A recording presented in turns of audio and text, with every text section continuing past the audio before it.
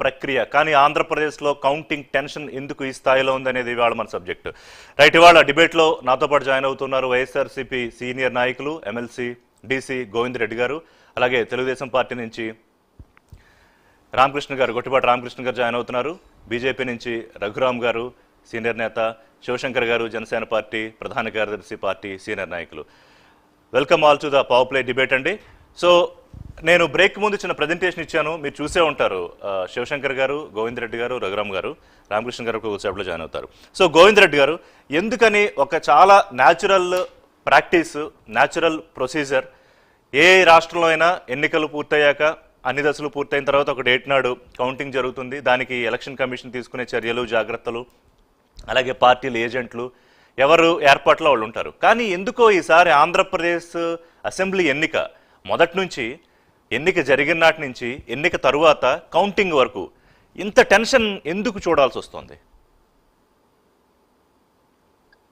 రిషి గారు, ముందు మీకు తర్వాత చర్చలో పాల్గొన్నటువంటి మిగతా ప్యానలిస్టులకు అందరికి కూడా నమస్కారాలు. నమస్కారం. అంటే ఈ ఎన్నికను మొదటి నుంచి కూడా అంటే ఇది ఒక స్పోర్టివ్గా తీసుకొని మనము ప్రజాస్వామ్యంలో ఈ ఎన్నికల ప్రక్రియలో మనం అది అపోజిషన్ కానీ లేకపోతే రూలింగ్ పార్టీ కానీ అందరూ ఇది ఒక స్పోర్టివ్గా తీసుకొని ప్రజలందరినీ కూడా ఒక పాజిటివ్ దృక్పథంతో ముందుకు తీసుకుపోవడంలో ప్రతిపక్షాలు పూర్తిగా కూడా దీన్ని ఏ విధంగా రెచ్చగొట్టుకుంటూ పోయినాయో వాళ్ళ స్పీచ్ల్లో కానీ ముఖ్యమంత్రి గారిని మాట్లాడే విధానంలో కానీ ఇది చాలా చాలా విధంగా కూడా అన్ని విధాలుగా ఒక రియాక్టివ్గా తయారైపోయినటువంటి ఈ నేపథ్యంలో ఈ ఎన్నికలు న్యాచురల్గా ఒక్కసారి అపోజిషన్ వాళ్ళు ఆ విధంగా మాట్లాడినప్పుడు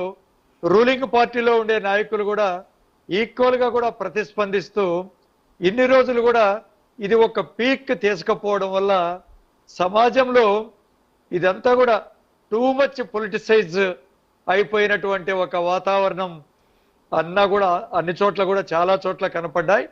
ముఖ్యంగా కీన్ కంటెస్ట్ ఉండేటువంటి ఏరియాస్లో కానీ లేకంటే ఫ్యాక్షన్ ఉండేటువంటి ఏరియాస్లో కానీ ఇది మరింత హింసాయుతంగా కూడా దారితీయడము. అంటే ఎప్పుడో మర్చిపోయినా, మీకు తెలియదు కాదు, రాయలసీమ ఎప్పుడో వదిలేసిన ఫ్యాక్షన్, లేకపోతే పల్నాడు ఫ్యాక్షన్, అవన్నీ మళ్ళీ ఎన్నికల సందర్భంగా సుమారు 25 ఏళ్ళ తర్వాత అనుకుంటా, సబ్జెక్టు కరెక్షన్ మీరు చెప్పండి, మళ్ళీ ఎన్నికల్లో బయట తీసుకొచ్చారు. అలాగే మీరు ఇందాక అన్నారు రెచ్చగొట్టే వ్యాఖ్యలని, అంటే కేవలం పవన్ కళ్యాణ్, లోకేష్, చంద్రబాబు నాయుడు వీళ్ళే రెచ్చగొట్టే వ్యాఖ్యలు చేశారా? వైఎస్ఆర్సీపీకి సంబంధించి ముఖ్యమంత్రి వ్యాఖ్యలు చేశారు, అలాగే మీ పార్టీలో మంత్రులు అనేక సందర్భాల్లో అనేక వ్యాఖ్యలు చేయలేదా గోవింద్ రెడ్డి గారు? నిజానికి రిషి గారు ఆ విధంగా ఉంటే యూజువల్ గా మా రాయలసీమలో 15 ఏళ్ళు కానీ 10 ఏళ్ల ముందు కానీ చాలా ఒక ఫ్యాక్షన్ వాతావరణం ఉండేది. రాజశేఖర రెడ్డి గారు ముఖ్యమంత్రి అయిన తర్వాత, వైఎస్ కుటుంబం వచ్చిన తర్వాత చాలా తగ్గిపోయింది. అందుకని మీకు రాయలసీమలో ఎక్కడ ఈ సంఘటన జరగలేదు. తిరుపతి అనేది నిజానికి ఒక ప్రశాంత వాతావరణం, తిరుపతిలో ఎప్పుడు కూడా అలా జరిగే వాతావరణం లేదు. ఒక పర్టికులర్ సర్కమ్స్టాన్సెస్ లో అక్కడ జరిగినటువంటి నేపథ్యం. నేను ఎందుకు అనుకుంటానంటే మేము చాలా సంయమనం పాటించినాం వైఎస్ఆర్సీపీలో. మీకు అందుకనే కడపలో ఎక్కడ కూడా, ఎందుకంటే వైఎస్ఆర్సీపీ మేము ఒక స్ట్రాంగ్ పార్టీ ఇక్కడ, అంటే ఈ జిల్లాలో అన్ని ఎమ్మెల్యేలు వైఎస్ఆర్సీపీ గెలుచుకున్నటువంటి నేపథ్యం. రాయలసీమలో అందుకనే మీకు ఎక్కడ కూడా ఇలాంటి సంఘటనలు ఎక్కడ కూడా జరిగినటువంటి దాఖలాలు మీకు లేదు. అందుకనే మేము చాలా సంయమనంతోనే ఈ పాటించినాం. జగన్మోహన్ రెడ్డి గారు చట్టబద్ధంగా వెళ్లాలనేదే క్లియర్ కట్ ఆదేశాలు ఆయన. ఇక్కడ ఒక్కసారి మిమ్మల్ని ఆపుతున్నా. రైట్, శివశంకర్ గారు, అంటే ఇక్కడ 2 పాయింట్లు నాకు హైలైట్ అవుతున్నాయి గోవింద్ రెడ్డి గారు మాట్లాడిన దాంట్లో. ఒకటి, ప్రతిపక్షాలు సంయమనం పాటించకపోవడం, రెచ్చగొట్టేలా మాట్లాడడం, వైఎస్ఆర్సీపీ నేతలు చాలా అధినేత ఆదేశాలతోనో లేకపోతే ఒక్కొక్క టైంలో డిఫెన్సివ్ మెకానిజంలో మీరు ప్రేరేపిస్తూనో లేకపోతే దాడికి ప్రతిదాడిగానో రియాక్ట్ అయ్యారు తప్ప ఇక్కడంతా అంటే ఈ ఘర్షణ వాతావరణం, ఈ టెన్షన్కి కారణం ఎవరు అనేది చెప్తున్నారు గోవింద్ రెడ్డి గారు. మీ పాయింట్ ఏంటి? ఋషి గారు నమస్కారం అండి. చర్చలో పాల్గొంటున్న రఘురామ్ గారికి, గోవింద్ రెడ్డి గారికి, ప్రైమ్ నైన్ ప్రేక్షకులందరికీ కూడా నమస్కారాలు. అంటే ఎన్నికలు ప్రశాంతంగా జరగడం బాధ్యత అధికారంలో ఉన్న ప్రభుత్వం మీద ఉంటుంది ఋషి గారు. ఫస్ట్ అసలు ఈ అధికారంలో ఉన్న ప్రభుత్వం మనం దీనికి పూర్వాపరాల్లోకి వెళ్ళేటట్టయితే గతంలో పంచాయతీ ఎన్నికలలో వీళ్ళు తెరలేపారు. అంటే ఎన్నికలలో హింసా ప్రవృత్తికి విత్తనం నాటింది పంచాయతీ ఎన్నికల్లో. బైబిల్లో ఒక సూక్తి ఉంటుంది ఋషి గారు, ఏ విత్తనము నాటినచో ఆ పంటనే కోయిదువు అనే సూక్తి ఉంటుంది. వీళ్ళు పంచాయతీరాజ్ ఎన్నికల్లో హింసా ప్రవృత్తి, హింసతో గెలవాలన్న విత్తనాన్ని నాటారు. ఓకే. అప్పటి నుంచి కూడా ఈ రాష్ట్రంలో ఎన్నికలు సజావుగా ప్రశాంతంగా ఫ్రీ అండ్ ఫెయిర్ ఎలక్షన్స్లో డైరెక్షన్లో లేవు. ఎంతసేపు ప్రతిపక్షాల మీద విరుచుకుపడి రెచ్చగొట్టి ప్రతిదానికి ఈక్వల్ అండ్ ఆపోజిట్ రియాక్షన్ ఉంటుంది. Newton's third law of motion ఉంది సృష్టి గారు. మీరు 10 అంటే మేము 5 అంటాం కదా, సహజం కదా. సో అసలు సంయమనం పాటించి సజావుగా ఎన్నికలు జరిపించవలసిన బాధ్యత ఎప్పుడూ కూడా అధికారంలో ఉండే ప్రభుత్వం మీద ఉంటుంది. అది మరిచిపోయి వాళ్ళు ఎట్టి పరిస్థితుల్లో మనం అన్నీ గెలవాలి అని పంచాయతీరాజ్ ఎన్నికల్లో సాక్షాత్ ముఖ్యమంత్రి టార్గెట్స్ ఇచ్చాడు. అలాగే నామినేషన్ వేసిన వాళ్ళకి బై ఫోర్స్ విత్డ్రా చేయించారు. పోలీస్ స్టేషన్లో పంచాయతీలు జరిగాయి. మాచర్లో జరిగిన హింసా ప్రవృత్తి మీరు కూడా చాలా క్లిప్పింగ్స్ చూపించారు అప్పట్లో. కార్లు బద్దలగొట్ట వేసి నానా బీభత్సం చేసిన వాడికి అక్కడ మాచర్ల మున్సిపాలిటీ చైర్మన్ ఇచ్చారు. ఎవరు ఎంకరేజ్ చేశారు హింసని?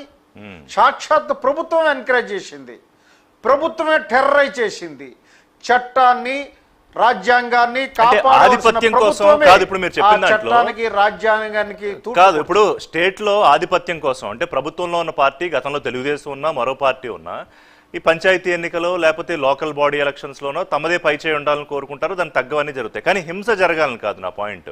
అంటే గతంలో లేని ఒక కొత్త ప్రాక్టీస్ని ఇవాళ వైసీపీ తీసుకొచ్చిందా? దాని తాలూకా ఇంపాక్టే ఇవాళ అసెంబ్లీ ఎన్నికల్లో కానీ, లోక్సభ ఎన్నికల సమయంలో కానీ, రేపు రిజల్ట్స్ రోజు కూడా అదే కంటిన్యూ అవుతుందని టెన్షను.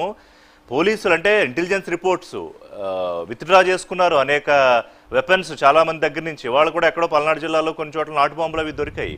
అంటే వేర్ ఆర్ వి గోయింగ్ అని, that's my primary question Shivshankar గారు. ఎస్, దానికి ఆన్సర్ చెప్తాను. ఇక్కడ ఏమవుతుంది అంటే హింస ప్రవృత్తిని ఎంకరేజ్ చేసింది 100% బాధ్యత వహించవలసింది ప్రభుత్వం. వీళ్ళు ఏమంటున్నారు ఈరోజు? ఓటమి నుంచి తప్పించుకోవడానికి ఎక్కడ మారిస్తే అక్కడ హింస జరిగిందని ఒక వాదన తీసుకొస్తున్నారు మంత్రులు కానీ అందరూ కూడా.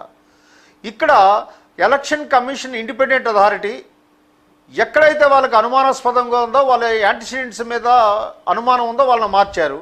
కానీ ఇక్కడ మీరు గమనించవలసింది కింద లెవెల్ ఆఫీసర్స్ అందరూ కూడా వైసీపీతో మిలాఖత్ అయిపోయారు వృషి గారు.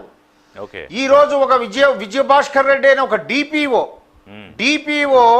రెంటచింతాల్లో జరిగినటువంటి ఆ బద్దలుగొట్టే ఈవీఎంను బద్దలుగొట్టే విషయాన్ని దాచిపెట్టాడు అని అంటే ఎంత దుర్మార్గము, ప్రభుత్వానికి బ్యూరోక్రసీకి ఎంత మిలాఖత్ జరిగిందన్నది best piece of example. Palvai gate అంటే అతను ఇమీడియట్ గా వెబ్ కాస్టింగ్ సూపర్వైజింగ్ అథారిటీ అతను క్షణాల్లో రిపోర్ట్ చేయవలసింది. ఇప్పుడు దాచిపెట్టాడు అని అంటే ప్రభుత్వ యంత్రాంగము ఎంత మిలాఖాత్ అయిందనేది మనకు అర్థమవుతుంది. ఒక్క నిమిషం రఘురామ్ గారు, అంటే ఇప్పుడు శివశంకర్ గారు రేస్ చేసిన పాయింట్ శివశంకర్ గారు వస్తా, గొట్టిపాటి గారు కూడా జాయిన్ అయ్యారు. గొట్టిపాటి గారు వెల్కమ్ అండి డిబేట్ లోకి.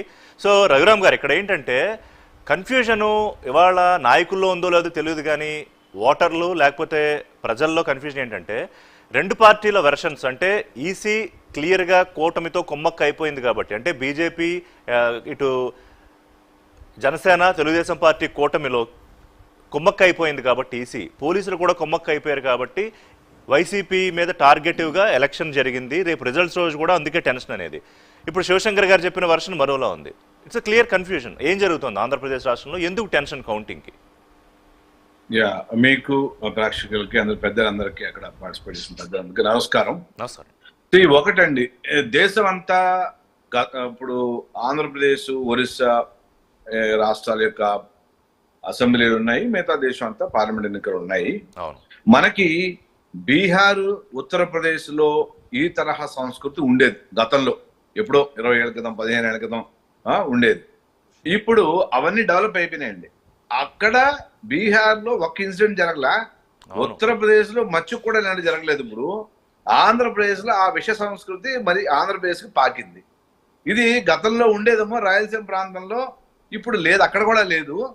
అలాంటిది ఇప్పుడు దీనికి దోషం అంటే నువ్వు దొంగ అంటే నువ్వు దొంగ, నువ్వు దోషివి అంటే నువ్వు దోషివి, నువ్వు తప్పు ఉంది అంటే నువ్వు తప్పు. ఈ అధికార ప్రతిపక్ష, ప్రధాన ప్రతిపక్షము, అధికార పక్షము ఎవరున్నా సరే, ఇప్పుడు 2019 ఎన్నికల్లో చీఫ్ సెక్రటరీని మార్చారండి, చూసాం మనం. ఇప్పుడు డీజీపీని మార్చారు. ఎన్నికల కమిషన్ నిష్పక్షపాతంగా పనిచేస్తుంటే అప్పుడు చంద్రబాబు నాయుడు గారు మరి ఏమన్నా అన్నారా? ఇలాగా మీ ఎన్నికల కమిషన్ జగన్మోహన్ రెడ్డితో కలిసిందని అన్నారా? అనలేదు కదా. ఇప్పుడు మళ్ళీ ఎన్నికల కమిషన్ ఇప్పుడు ఇండిపెండెంట్ అథారిటీని పనిచేయనివ్వకుండా మీతో కలిసిపోయారు, కూటమితో కలిసిపోయారు, చంద్రబాబుతో కలిశారు, బీజేపీతో కలిశారు అంటే అది ఎన్నికల యొక్క దానికి ప్రమాదకరం అండి. దయచేసి అధికారంలో ఉన్న వ్యక్తులు కానీ, ప్రతిపక్షంలో ఉన్న వ్యక్తులు కానీ ఎన్నికలు సజావుగా జరిగే విధంగా సహకరించాల్సిన ప్రతి ఒక్కరి కాదు. నాకు రఘురామ్ గారు ఇంకోటి చెప్పండి, ఇవి ఏ పార్టీకైనా ఇన్సెక్యూరిటీలోంచి వస్తున్న కామెంట్స్, లేకపోతే చేస్తున్న షో ఆఫా, లేకపోతే రియల్ గా గ్రౌండ్ లో ఇలాంటి పరిస్థితి ఉందా?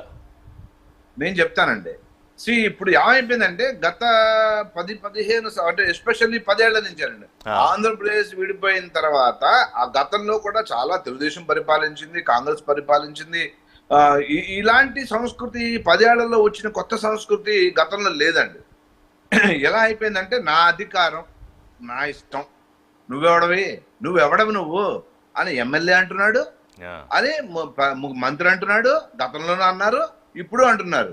10 ఏళ్ల సంస్కృతి ఒక ఎమ్మెల్యే ఒక ముఖ్యమంత్రి ఆ ప్రాంతానికి అన్నట్టు బిహేవ్ చేశారంటారు. అలాగా ఇప్పుడు గతంలో కూడా చూసామండి. ఇప్పుడు ఇలాగే అయ్యింది. ఆల్మోస్ట్ ఎక్కువ తక్కువలు అంతే, వాళ్ళు ఎక్కువ వీళ్ళు తక్కువ, ఇప్పుడు వీళ్ళు ఎక్కువ వాళ్ళు తక్కువ.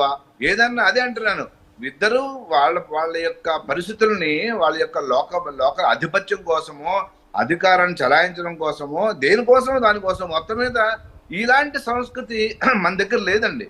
అలాంటిది వచ్చేసింది. ఇప్పుడు ఎమ్మెల్యేలకి అధికారం లేకపోవడమా, లేకపోతే కనుక ఎమ్మెల్యే ఉన్నా కానీ పట్టించుకోకపోవడమా, పాపం ఎస్ఐ కూడా మాట వినే పరిస్థితి ఉందా లేదా?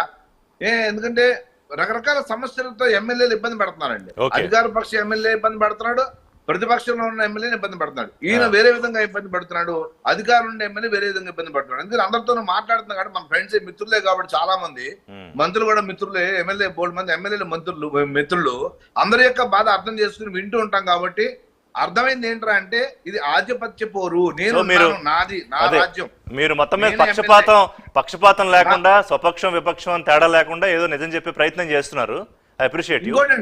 ఇంకోటి ఏమైందంటే ఎమ్మెల్యే అధికార పక్షంలో ఎమ్మెల్యే అంటే ఎక్కడైతే ప్రతిపక్షం ఎమ్మెల్యే గెలిచాడో ఆ ఏరియాలో అన్ని రిబ్బన్ కటింగ్లకి, రోడ్లు ప్రారంభోత్సవానికి ఇంకోట ఇన్ఛార్జ్ ఎమ్మెల్యే రావడం ఏంటండి? వాడికి సంబంధం అండి అసలు?